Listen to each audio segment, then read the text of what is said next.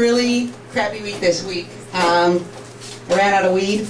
And I know, that's maybe not a big deal to people who smoke occasionally, but by round of applause, who smoked weed today?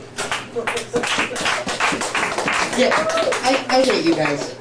I really hate you guys, because, I haven't had any weed for a little while. It's one of those things they call the drought season, just before harvest, although I thought they harvest that shit in Mexico all the time. But when you run out of weed, you realize that it actually is an addictive thing. And you realize that it's addictive because you start going through the addictive steps. And the first step starts before you even run out of weed, when you get to the last bowl of weed. Because you can't really enjoy that bowl, because you know it's the last bowl. And so you're sitting there while you're smoking the last bowl thinking, all right, this is the last one, I better enjoy it. But you're so nervous because you think you better enjoy it, you don't really enjoy it at all.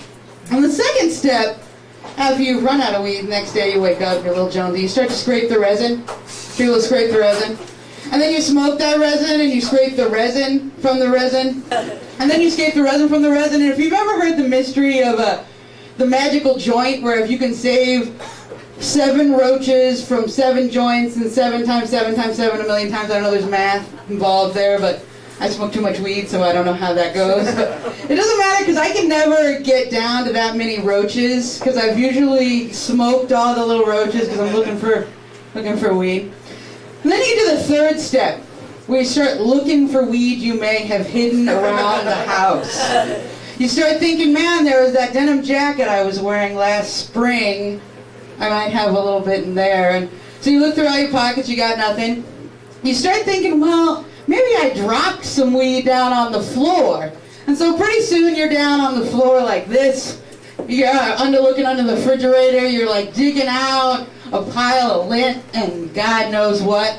And you start sorting it out between cat hair and cracker crumbs and things that you think may be weed. You have the maybe weed pile. And let me tell you something. Dusty basil does not get you high. I can speak from personal experience on that one. So once you're done with that, you've found all the weed and all the weed you can possibly find, or all the basil you can possibly find.